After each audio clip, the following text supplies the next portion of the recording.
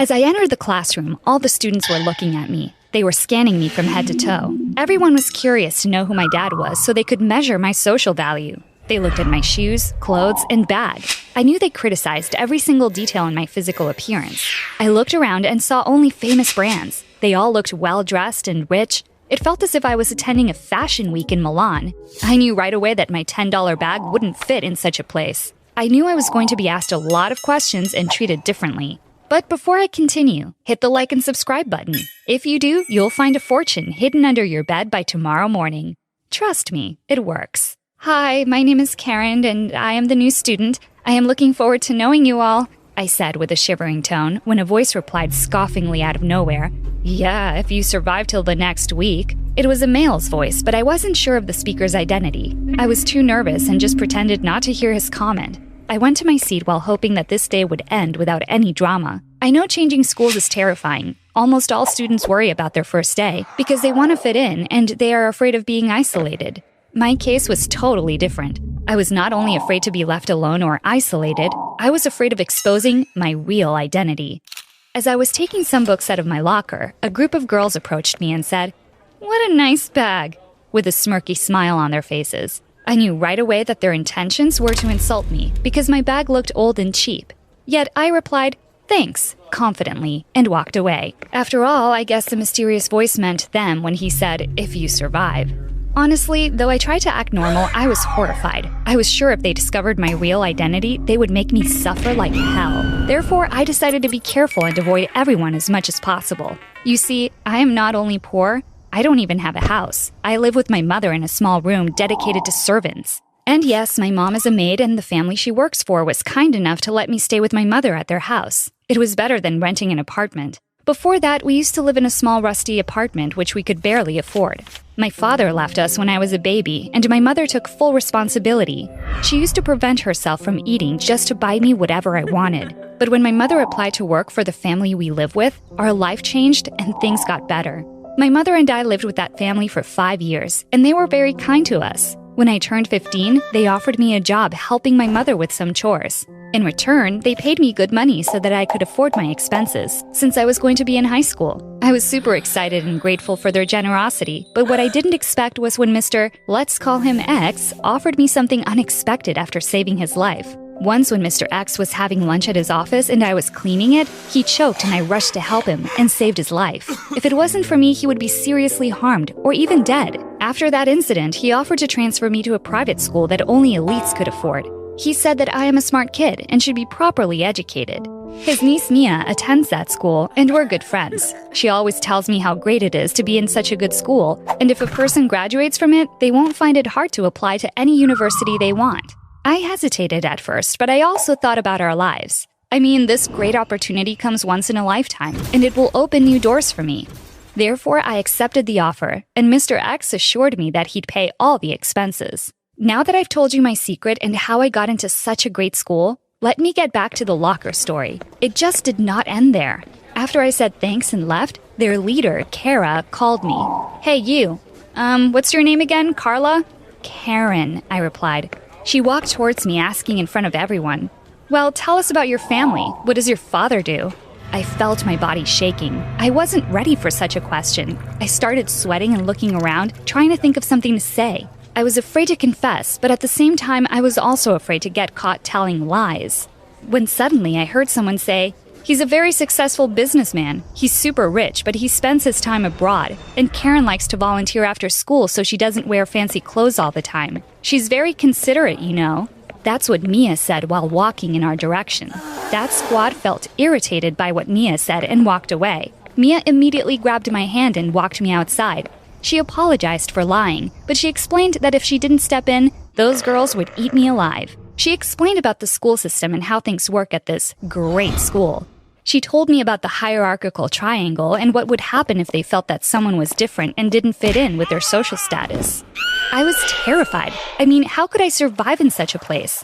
I burst into tears and wanted to just quit and get back to my old school, but I thought about my mother. Her words kept repeating themselves in my head. "I'm proud of you. You are the best daughter ever. I know you are going to be a great person in the future." These phrases pressured me to death, and I felt that my mother would be disappointed in me. So I just decided that I had to man up and fight for my future. Mia promised to help me as well. I was so relieved knowing that she'd be there for me. When I walked back to class, everyone was whispering. I knew they were talking about me. But what made things worse is when Toby approached me and asked in front of everyone to meet him outside. Toby is Kara's brother. He is a very good-looking guy and super attractive. I mean, most of the guys look good at this school, which made me wonder why almost all rich people are good-looking. I followed him like a puppy dog while wondering why he asked to talk to me privately. Why me? We stood in the hallway and he came closer to me. I felt like my heart was going to jump out of my chest at that moment. He whispered in my ear, "Wow, you're good at doing what people tell you to do.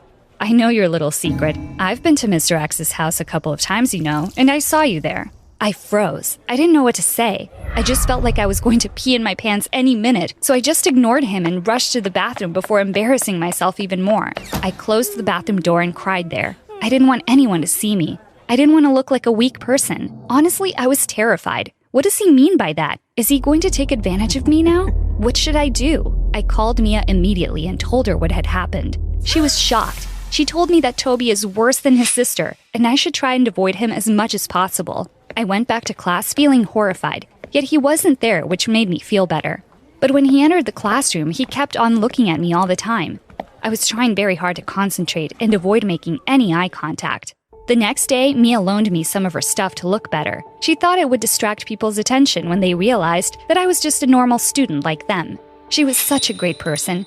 She brought me the most beautiful bag I'd ever seen, some accessories, and wonderful designer shoes. And when I walked to school that day, I felt triumphant. People will finally leave me alone, I thought. But I was wrong. When I entered the classroom, I saw Kara standing there waiting for me. She said, "Hi, new student. Love the new look since you look good enough. And as Mia said, you have a great mansion. Why don't you invite us to your house? It's kind of a new student's ritual. Every new student has to throw a party and invite all of our classmates." I stood there speechless. I didn't know what to say. What should I do? I felt my heart racing and my body trembling. And what made things worse is when I saw Toby standing in the corner smirking. I took a deep breath and finally said, "Yes, I would love to. But meanwhile, we are moving to a bigger house. Once we're done moving, I'll invite all of you." I hoped the conversation would end with this sentence. However, it did not. Kara didn't buy my pathetic lie and said, "It's all right. We can come today after school just to hang out. And then you'll throw us another party once you move to your bigger house." And she was stressing the word bigger. I immediately knew what was going on. I was sure that Toby told her what happened yesterday and exposed my real identity. She wants to embarrass me in front of everyone. I was on the edge of collapsing when suddenly Toby said, "Hey sis," and I thought about whether to pass out or run because I knew the moment Toby opened his mouth, my life was over. Yet surprisingly, he continued and said, "I don't feel like partying at her house today. I was thinking about throwing her a welcome party at our house." He walked towards me, put his arms on my shoulders, and winked at me. I immediately replied, "Yes, that would be great," while smiling anxiously. Kara's face turned red and everyone was shocked.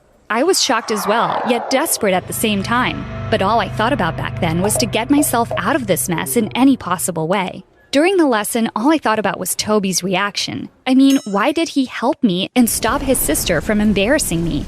I glanced at him a couple of times, and every time I looked, I saw him glancing back at me. I felt a bit uncomfortable, yet I was blushing at the same time. He is so cute, and when he winked at me, my heart melted. I snapped back to reality when the teacher knocked on my desk, waking me up from my daydreaming, while telling me to wipe my drooling and pay attention. After class, I told Mia what happened, and she was shocked as well. However, she promised to help me and even suggested we go to the party together in her fancy car. However, she told me that what Toby did was unexpected and confusing. When Mia and I arrived at the party, I didn't expect what was going to happen that night. I didn't know that my life would turn upside down.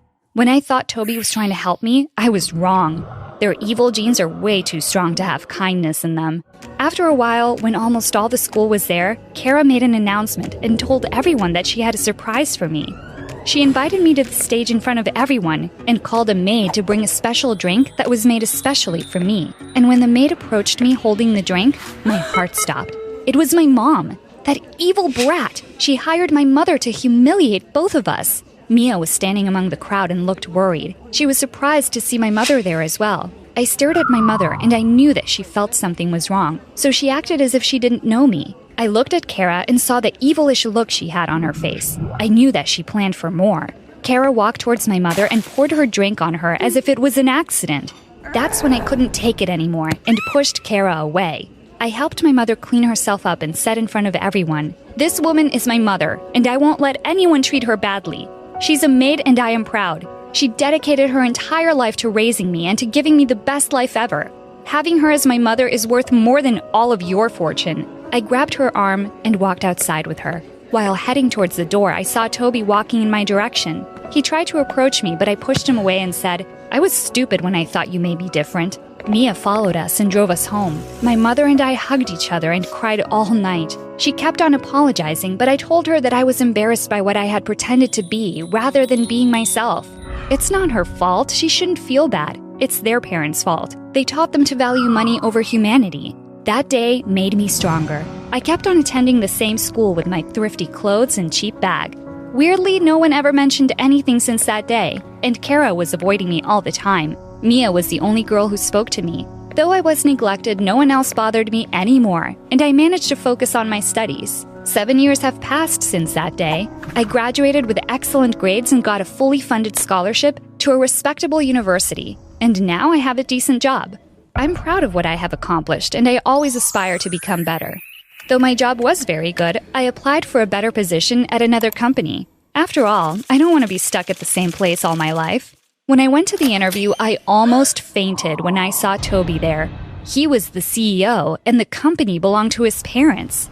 After the interview was done, I walked out of the room and brushed the idea of working there out of my head. I headed to the elevator when suddenly I felt someone poking me. It was Toby. He said, "Hi, long time no see. How've you been?" I replied with a cold tone, "Fine," and turned around as he shocked me by saying, "I'm sorry." I remained silent for a moment, took a deep breath, and turned to his direction, saying, "It took you 7 years to realize you've made a mistake? Well done." But what he said next made me speechless. He confessed that back then, he knew who I was and wanted to protect me from his sister. Though he didn't tell her that I was poor and my mother is a maid, she somehow knew. She had hired someone to spy on me and planned to embarrass me.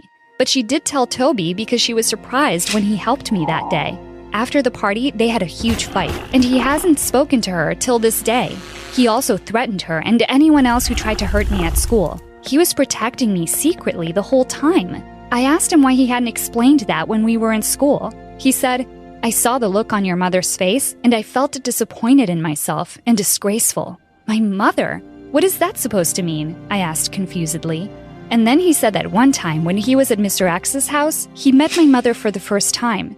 She was kind to him and helped him with something, and he was grateful. He asked Mr. X about her, and he told him our story. Ever since that day, each time he came to Mr. X's house, he would go and meet my mother. He loved her company, and she treated him with love and respect. He added, "She was the only one who treated me as a person, not a $100 bill." He also kept watching me from a distance. He said I looked like a younger version of her, and he felt butterflies in his stomach every time he saw me. I was shocked to hear his story. He apologized one more time and said, "I've lost you once, and I don't want to lose you again, so can you please give me another chance to show you the real me?" I grinned shyly and blushed. I replied with a cute voice, "Sure, why not?"